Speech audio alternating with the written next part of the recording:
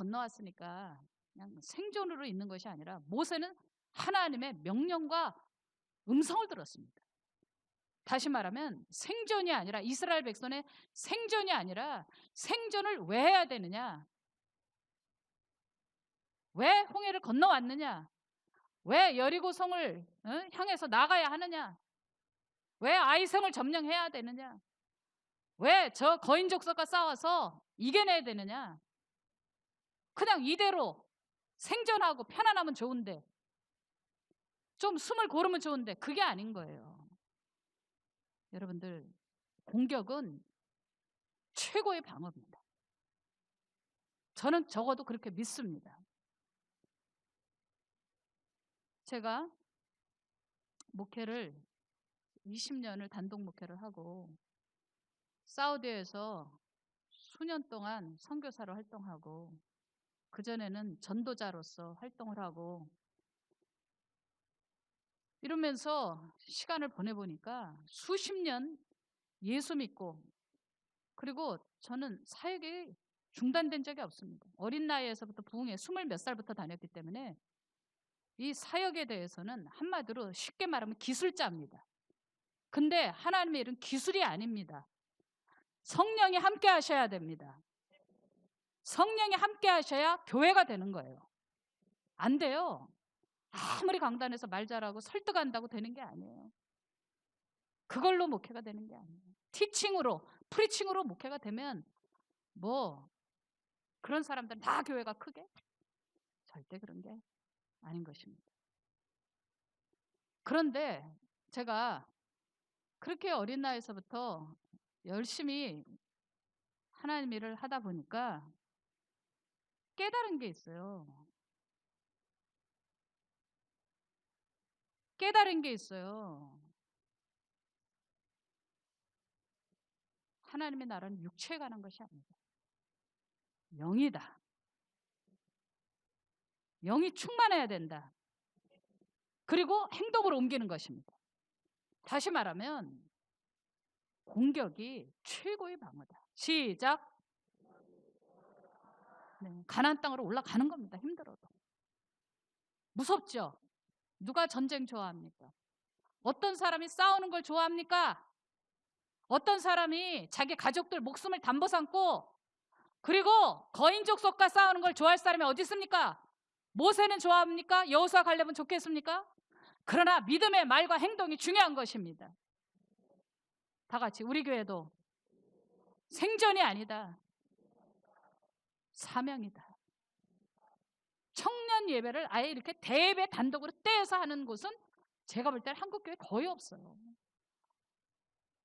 이유는 뭐냐? 다 같이 우리 교회 사활이 걸린 거다. 하나님의 나라에 사활이 걸린 거다. 제가 심지어 중고등부도 저리 가라 그러는 거예요. 지금. 왠지 알아요? 오물오물오물 그냥 뭐 몇십 명이 이렇게 뭐 몇백 명인지 자기네들끼리 이렇게 해서 될 일이 아니다. 형아들 밑에 가서 자기네들에 맞는 지금 이 시대 문화를 무시할 수 없어요. 문화는 그릇이거든요. 어른들 모여있는 전통 예배 그런 그릇에 담을 수가 없어요.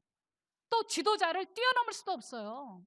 여러분들 그렇기 때문에 아예 다음 세대는 저쪽으로 다 보내는 게 맞습니다. 아멘이에요.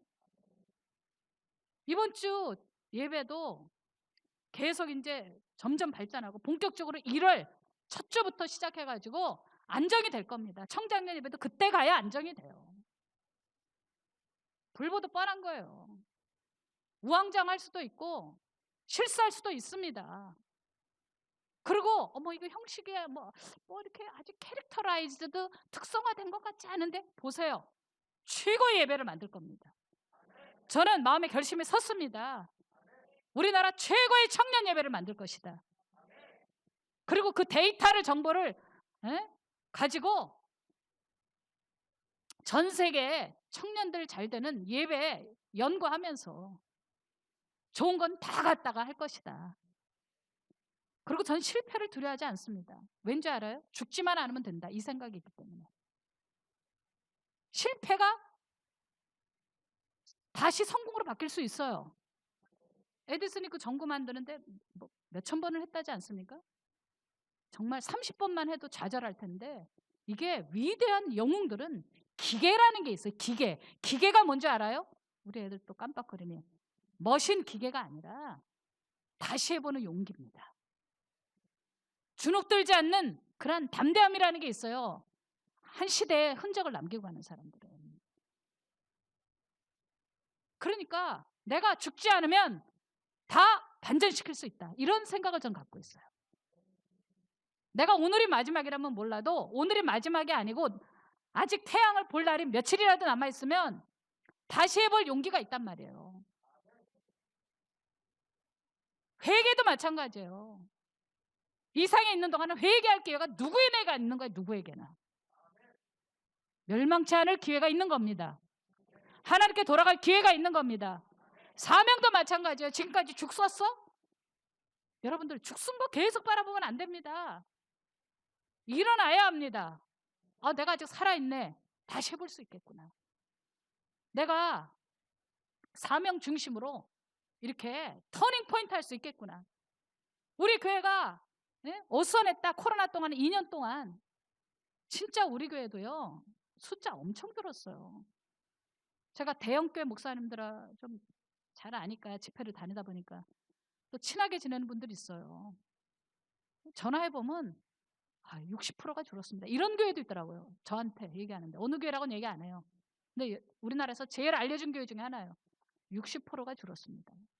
대체로가 40%가 빠졌다 그러더라고요. 그럼 1000명 모이면 600명 모인다는 거고, 2000명 모이면 1200명 모인다는 얘기예요. 물론 영상 예배자를 플러스 할 수 있지만 저희가 말하는 건 대면 예배를 얘기합니다. 대면 예배. 이런 정도의 한국교회 현실, 세계교회 현실 속에서 우리는 여기서 비상해야 한다. 다 같이 비상해야 한다. 담임 목사 이렇게 하면 따라하라. 시작. 다시 한번 시작. 그러면 그냥 눅주근히 이러고 있어야 될까요? 공격이 최고의 방어다. 임지에게 해보라. 시작. 아멘. 너 전도자잖아. 너 위대한 전도자잖아. 한 번, 두 번 전도 실패했다고 안 하나? 계속 해야 되지. 언제 그 사람이 열매 맺을지 몰라. 그렇지만 이걸 실패라고 보는 게 아니야. 또 공격하러 나가야지. 온다고 했던 사람이 안 와. 약속했는데 멀쩡히 주일 안 나타났어. 나는 저 사람 데리러 가야 되는데 이 사람이 확실히 오니까 확실한 데 투자하자. 그래서 차를 보냈는데 안 왔어. 그리고 안 온다고 그런 사람은 왔어. 막 전도하다 보면 변수가 많거든요. 그러면 어떻게 해야 됩니까? 2명으로 끝냅니까? 계속 나가야지. 교회도 마찬가지예요. 우리 교회는 약간 선교단체 같은 느낌이 있습니다. 아니, 실제적으로 하나님이 담임 목사에게 주신, 사우디아라비아에서 있을 때 주셨던 비전이 있기 때문에 이런 선교단체, 세계 선교단체 같은 그러한 캐릭터가 있습니다. 어쩌겠습니까? 이게 담임 목사에게 하나님 주신 음성인데 우리는 이리로 가야 하는 것입니다. 할렐루야. 다 같이 실패는 없다. 전략만 바꾸면 되는 거다. 죽지만 않으면 되는 거다. 아멘. 살아있는 동안 다 기회니까. 제 나이에 이렇게 꿈을 꾼다면 40대, 30대 사역자들은 어떻게 해야 되겠습니까? 그냥 징징징징 혹은 땅으로 바늘을 땅으로 뭐야? 바늘을 땅으로? 바늘로 땅을 파? 에? 바늘로 땅을 파서는 안 돼요. 우리의 시야를 넓혀야 되는 것입니다. 그리고 전진해야 되는 것입니다. 그리고 연세 많으신 분들은 젊은이들을 밀어줘야 되는 것입니다. 그리고 청장년들은 힘을 내야 되는 것입니다.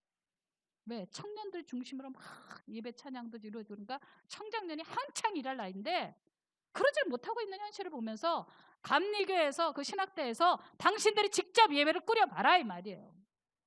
그리고 거기서 몸집을 키워라 하는 거예요. 청년들도 마찬가지예요. 여기서 몸집을 키워라. 아멘.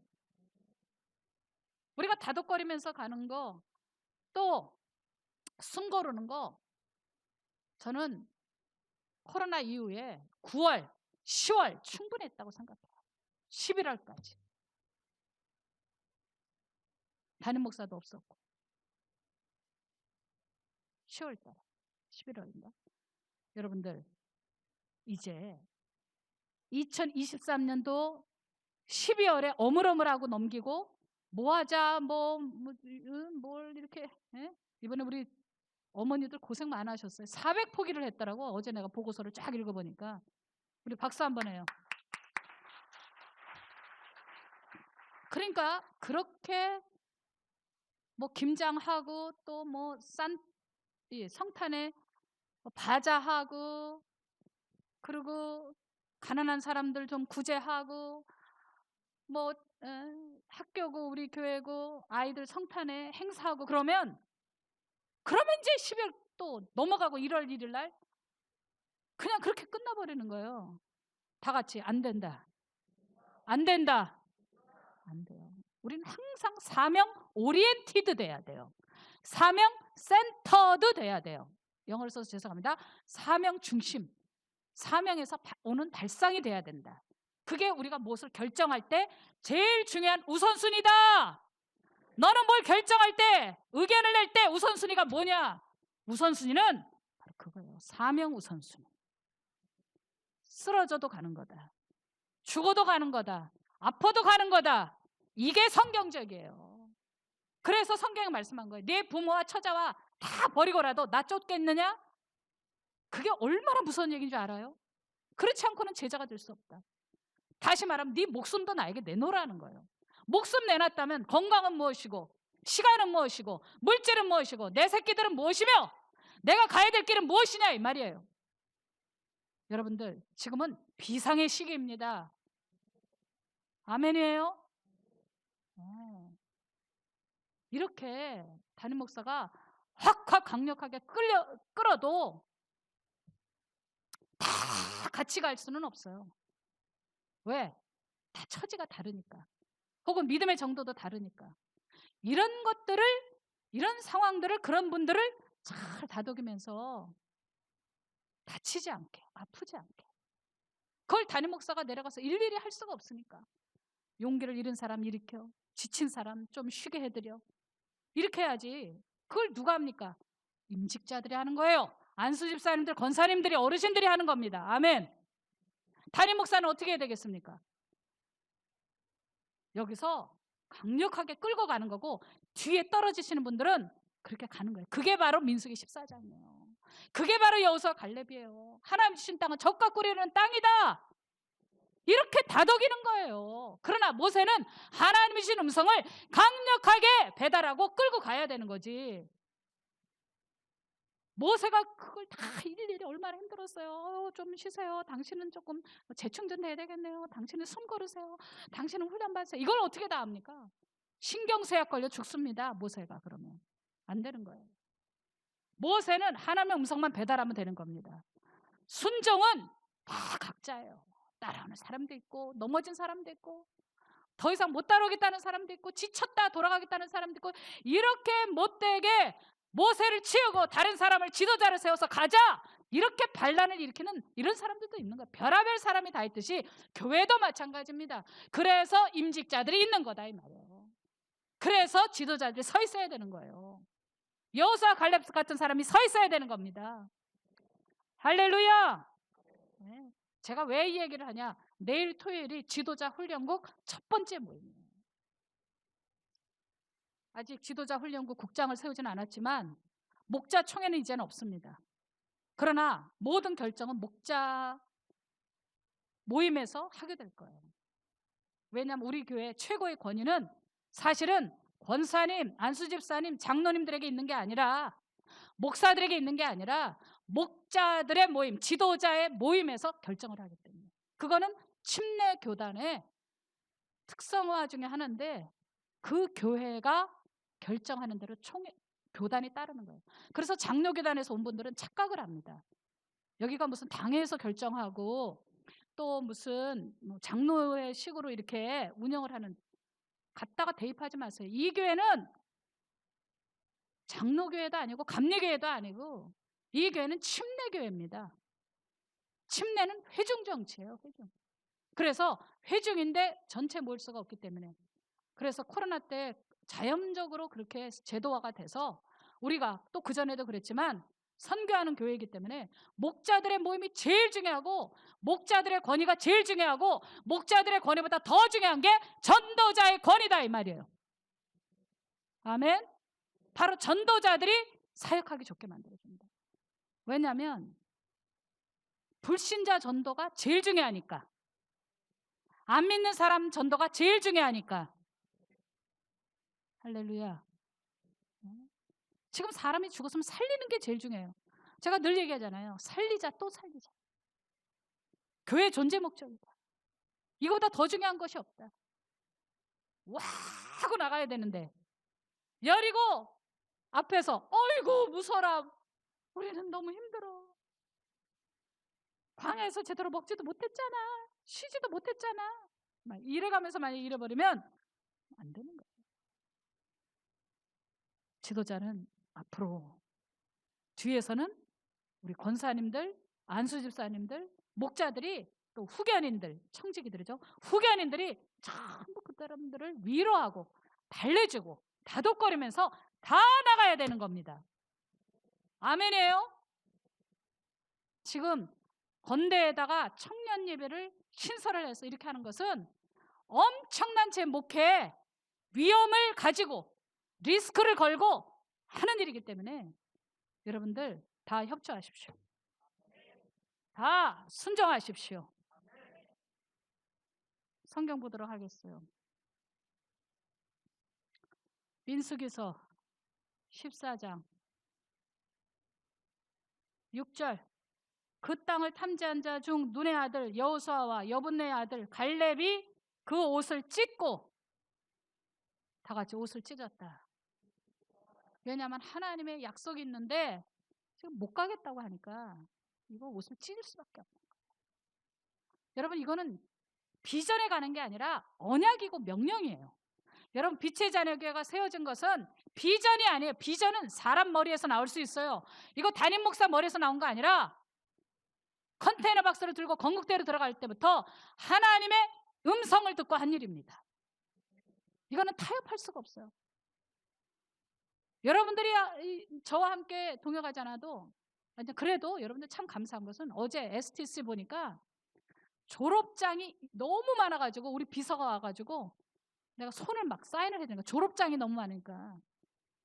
이렇게 우리 교회 성도들이 순종을 잘해요. 순종을. 그 이명준 집사님 그날 내 방에서 뭐 봤지? 그거 이렇게 쌓여있지? 집사님 뭔가 했을 거야. 그게 바로 다 졸업장이에요. 앞으로 교육선교사를 나갈 사람들이 이렇게 많다는 거예요. 우리 교회 숨은 일꾼들이, 청년들이, 청년들이. 이게 우리 교회 소망입니다. 그러나 설사 그리하지 않을지라도 저는 어디에 있어라도 오뚜기처럼 다시 일어나서 하나님 주신 음성을 죽을 때까지 감당할 거예요. 아멘. 제가 그래서 10주년 때 사표냈던 이유 중에 하나 아닙니까? 여러분들이 나를 보내주지 않아갖고 21일 동안 금식하고 다리가 코끼리처럼 부어가지고 고려대병원에 3일 입원했지 않습니까? 그거 왜 그렇게 합니까? 왜 21일 금식하면서 내가 생명 걸고 금식을 했어야 됐습니까? 나 개인을 위해서, 생존을 위해서라면 목숨을 걸지 않아요. 사람이 목숨을 걸고, 둘째 꾸준히 하는 게 있다면 그 사람 진짜인 거예요. 다 같이 목숨을 걸었다. 그리고 또 하나는 꾸준히 한다. 보세요. 담임 목사가 20년 동안 꾸준히 합니까? 안 합니까? 유정훈 집사님 꾸준히 하는 게 있죠? 잘하지는 못해요. 내가 봐도 전 너무 부족한 게 많아요. 겸손을 가장한 게 아니에요. 네? 인품도 우리 부목사님들이 훨씬 좋아요. 우리 김영규 목사가 참 인품이 좋습니다. 내가 3번째 말하나 보다. 나한테 밥 사라 용기야. 어? 나보다 100배 성품이 좋아요. 그럼에도 내가 여기 왜 서 있느냐? 사명중심. 꾸준히 하는 거 있어요. 바로 미래 세대에 대한 선교, 세계 선교. 어제도 새벽 2시 반에 일어나가지고 끊임없이 아이디어가 뭐 무궁하게 하나님이 부어주시니까 언제 해야 될까? 한 달은 일본 대학생들 청년들을 다 끌어모아서 일본 청년들을 섬기는 달. 그래갖고 우리가 저 국제회장을 어떻게 일본 음식으로 다 깔아놓을까? 일본 청년들 전부 전국에서 오게끔 홍보를 해야 되고, 그리고 일본식으로 전부 다 예배상이고 국제회실이고 음식이고 다 준비해서 한국에 일본 애들은 다 모이게. 이게 세계 선교만 하는 게 아니라 국내에 있는 청년들 대학생들도 선교하는 게 세계 선교고, 그리고 그 아이들을 비전을 주고 양육을 해가지고 밥차 사역 우리가 떠날 때 걔네들이 다 협조자가 되게, 이 커넥션이 돼야 되거든요. 연결고리가 있어야 되는 거거든요.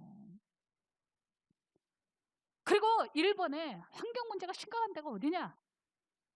그래서 일본 아이들한테 여러 각도로 환경에 대한 심각성을 깨닫고, 우리 한국에 있는 청년들, 빛의 자녀교회 청년들과 일본에 있는 청년들, 특별히 한국에 와 있는 청년들, 그런 관심사가 있는 아이들을 정말 사랑으로 섬겨주는 거예요. 그리고 일본 최고다 막 이렇게 해주는 거지. 우리는 일본을 사랑한다. 러브 재팬, 러브 코리안 몰라? 해보자. 목사님이 그거 랩 만들었잖아. 해봐, 지혜가.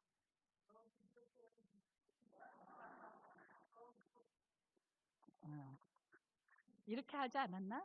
다음에 보여줄게요. 자, 어쨌든 그때 목사님이 이렇게 하면서 청년들을 흉내내면서 할 때 여러분이 막 박수 쳐주고 격려해 준 적이 있어요. 이렇게 같이 연결을 해서 저 건국대 세계적인 공연장이거든요. 이거를 100번 발휘해야지.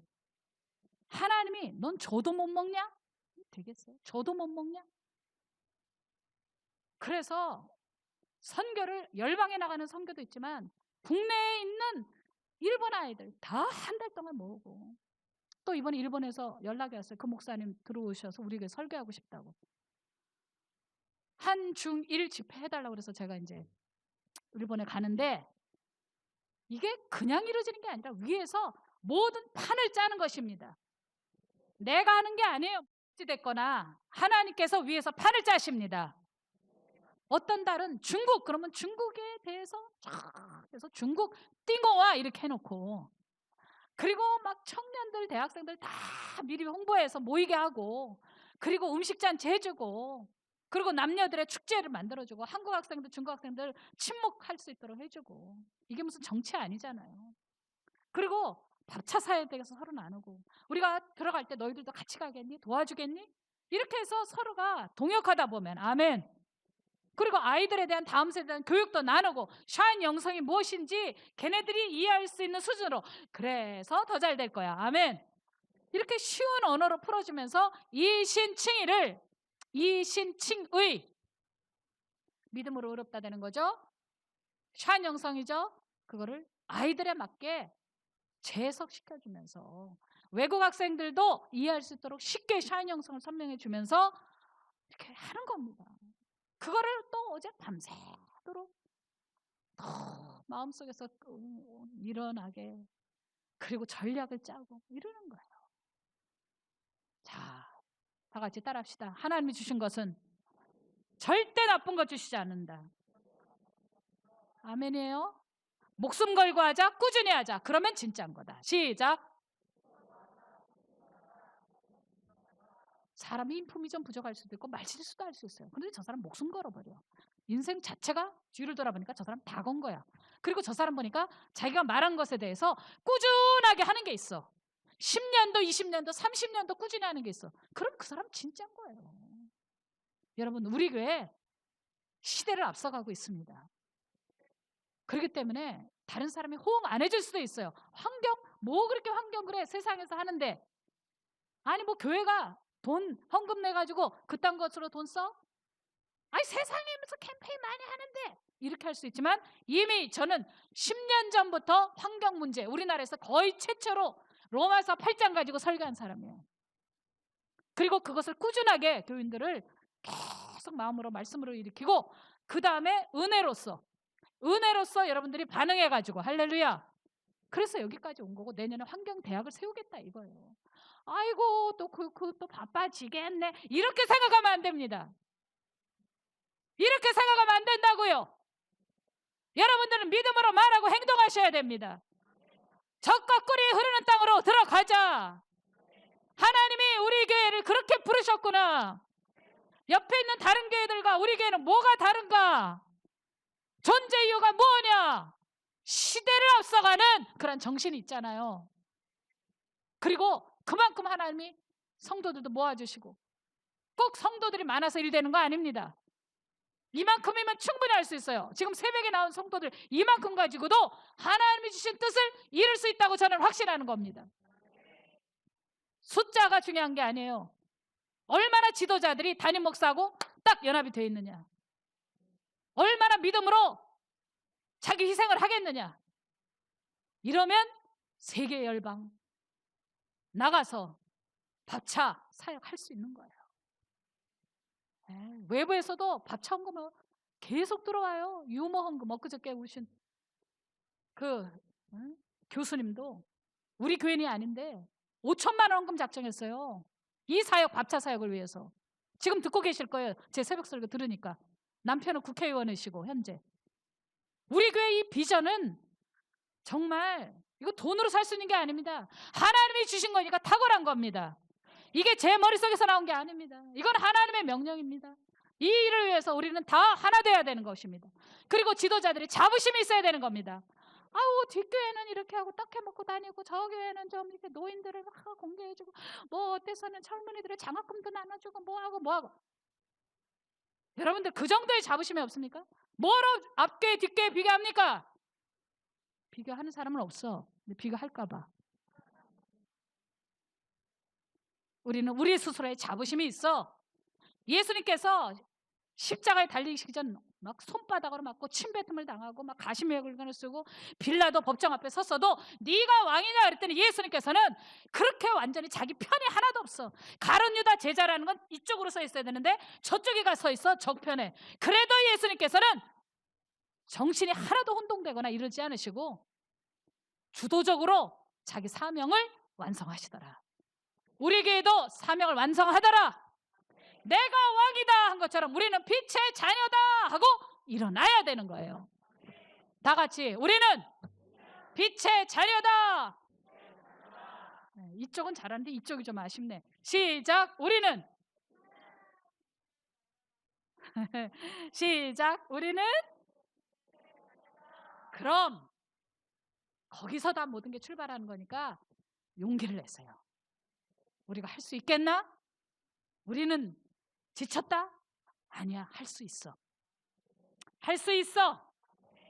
네.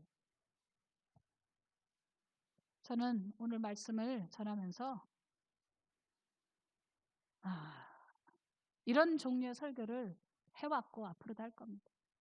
존 웰치인가? 잭 웰치인가? 이 사람이 그 얘기했잖아요.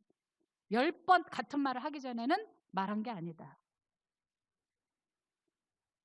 그러니까 사람들이 한 번 했다고 알아듣는 게 아니에요. 제가 부사역자들하고 공유해도 며칠 지나면 그런 얘기 했어요 이런다? 그래서 10번 같은 얘기 해야만 그때 귀에 들리는 거예요. 환경 얘기 한 번, 두 번 해서 되는 게 아니에요. 10년 동안 했기 때문에 우리 교인들이 이제 겨우 환경 이렇게 하고 눈을 뜨기 시작하는 거예요. 그래요 안 그래요 유정은 집사님? 난 한 번 찍으면 끝까지야. 맞죠? 옆에 있는 같은 유시인, 또 다른 유 집사님,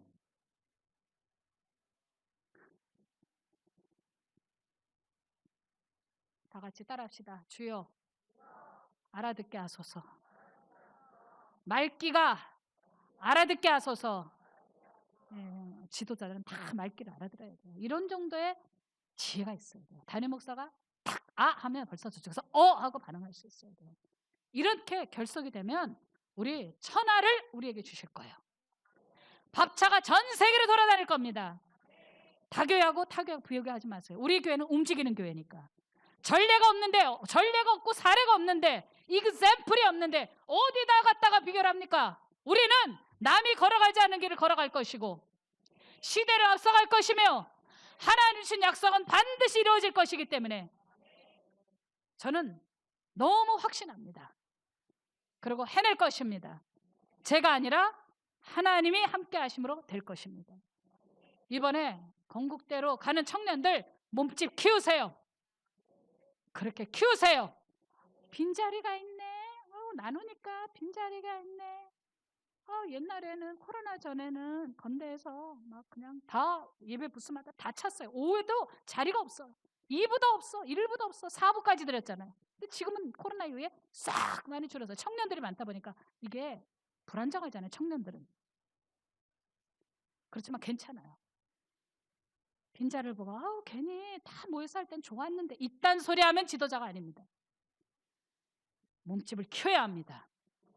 저들은 우리의 밥이다.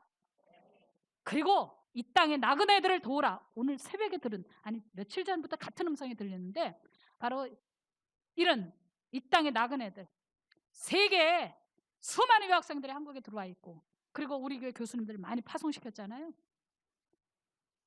그분들이 많이 목사님들이 되셨어요, 여러분. 그리고 제가 그때 내렸던 지시가 있었어요. 교수님들, 외국 유학생들 반드시 걔네들 붙들고 목회해보세요. 근데 다 성공했더라고요. 왜? 하나님의 음성 듣고 하는 건 성공합니다. 그걸과 밥차와 환경과 샤인 형성과 다음 세대 환경 교육, 그래서 환경 선교사 올해는 내년에 양성하고, 올해는 STC 통해서 교육 선교사 양성되었는데 이렇게 많아. 지금 얼마나 졸업생들이 많은지. 이제 잘 준비되었으니 내후년쯤 되면 전 세계 밥차가 굴러다닐 거고, 이제 2023년도는 한 달에 한 번씩 밥차 사역을 전 세계에서 해보고, 2023년도에 우리 이 대학교가 2년제니까 2년 졸업하고 나면 2024년도에 세계적인 기독교적인 혁명이 일어날 줄로 믿습니다. 기독교사의 놀라운 일이 빛의 자녀교회를 통해서 일어날 줄로 믿습니다. 그렇게 믿는 사람 할렐루야 하세요. 할렐루야. 김영민 목사의 샤인 영성 Q&A. 하나님의 애착.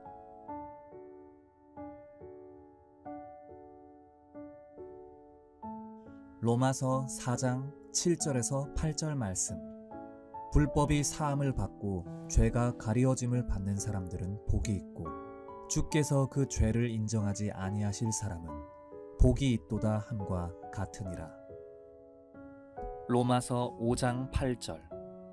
우리가 아직 죄인 되었을 때에 그리스도께서 우리를 위하여 죽으심으로 하나님께서 우리에 대한 자기의 사랑을 확증하셨느니라. 로마서 5장 10절 말씀. 곧 우리가 원수 되었을 때에 그의 아들의 죽으심으로 말미암아 하나님과 화목하게 되었은즉, 화목하게 된 자로서는 더욱 그의 살아나심으로 말미암아 구원을 받을 것이니라. 위의 성경 구절은 하나님의 애착이 매우 강하게 나타난 말씀들입니다. 심지어 우리가 죄인이었을 때, 원수 되었을 때 당신께서 애착을 가지시고 구원하셨다고 하셨습니다. 정말 못 말리는 하나님의 개입과 사랑이십니다. 심지어 우리의 죄를 인정하지 않으시겠다고 하시고, 증거가 될 만한 죄들은 아예 가리워 버리시겠다고 로마서 4장에 말씀하고 계십니다. 얼핏 들으면 죄가 있는데도 하나님의 자녀라고 면제 특권을 주시겠다고 하는 것 같이 느껴질 수도 있습니다. 그것이 이해가 되지 않을 수도 있겠는데요. 시원하게 성경 안에서 해답을 찾아봅시다. 질문 하나. 하나님은 정의로우신 분 같은데 믿음이 있다고 있는 죄를 없는 죄로 만드신다는 것이 이해가 되나요? 우리 죄를 인정하지 않겠다는 당신의 계획은 감정적인 것이 아닙니다. 하나님은 법적인 분이시고 정의로우신 분이십니다. 면죄는 완전한 정의와 법 안에서 하신 말씀입니다. 법에는 원칙이 있어 죄는 누구나 그에 따른 처벌을 받게 되어 있습니다. 그것을 알고 있는 사단 마귀는 하나님께서 창조하신 인간을 미워하기 때문에 끊임없이 약점과 죄를 찾아 고발을 합니다. 하지만 하나님께서는 면죄권을 내미셔서 사단 마귀의 고발을 무력화시키셨습니다. 더 깊이 근원적으로 말하면 속죄권을 통해 마귀의 고발을 조기 진압시키셨습니다. 로마서 3장 25절 말씀. 이 예수를 하나님이 그의 피로써 믿음으로 말미암는 화목제물로 세우셨으니 이는 하나님께서 길이 참으시는 중에 전에 지은 죄를 간과하심으로 자기의 의로우심을 나타내려 하심이라. 맞습니다. 속죄권을 주시기 위해 모든 것을 만족시키신 분이 바로 아들 예수님이셨습니다. 예수님께서 우리 대신 형벌을 받으시고 피를 흘리셨으며 화목 제물이 되셨습니다. 흠이 없는 어린 양 예수 그리스도의 피값으로 인해 모든 죄가 속죄되고 면제되었습니다.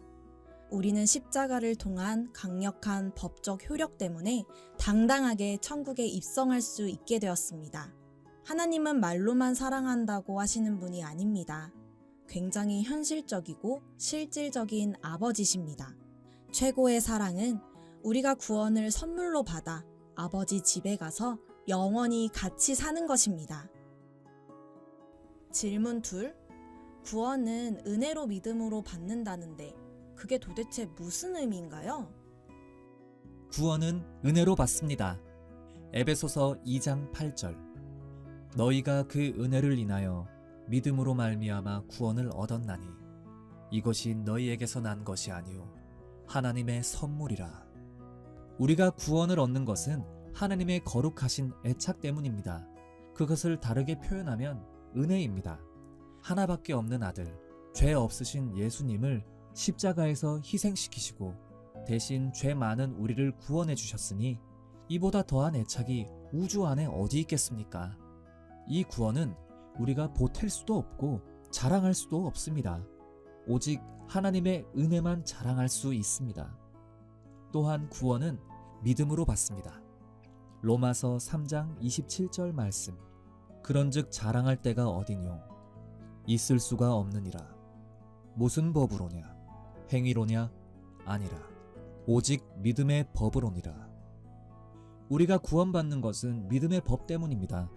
믿음도 일종의 법입니다. 그것은 고차원의 법입니다. 사랑 애자를 한자로 풀어보면 고개를 돌리는 형태의 목매일 기자에다 마음 심자로 되어 있습니다. 사랑은 누군가의 마음에 목을 매는 것입니다. 사람을 사랑하면 고개를 돌려 항상 그쪽을 바라봅니다. 우리가 구원을 받는 것은 행위가 아니라 사랑입니다. 처음부터 거창하게 사랑하는 것은 아니지만 서로에 대한 믿음으로 시작합니다. 이것은 행위도 노력도 아닙니다.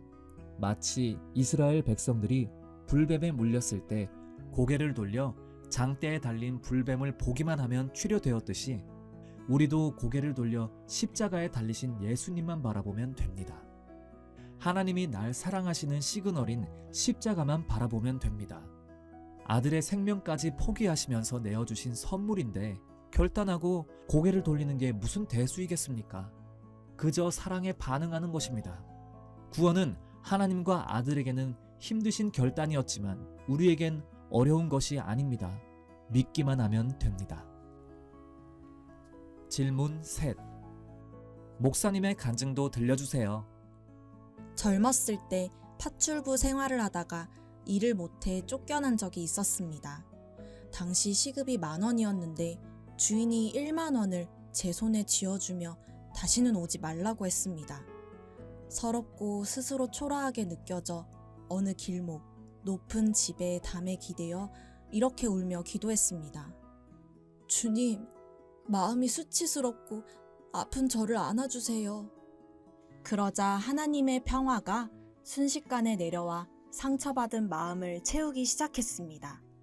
부끄러운 것이 마음에서 떠나고 상처가 순식간에 사라져버렸습니다. 그때 주님께서 제 마음의 감동으로 말씀하셨습니다. 내가 너를 계속 사랑해 줄게. 내가 무슨 실수와 잘못을 했든 항상 오늘처럼 너의 삶에 개입해서 사랑해 줄게. 어떤 일이 있어도 너를 끝까지 사랑해 줄게. 복음은 이것이 다입니다. 하나님께서 계속 우리를 사랑해 주시겠다는 약속입니다.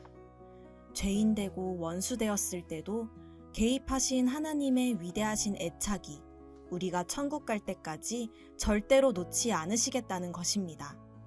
이런 하나님이시기에 우리가 피할 곳은 오직 주님 품밖에 없습니다. 다윗 왕이 인생의 행복을 말씀한 시편 32편이 로마서 4장에 기록되어 있습니다. 거기에 우리가 구원받을 수 있는 이유와 행복한 이유가 써 있습니다.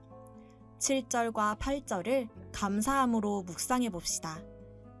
로마서 4장 7절에서 8절.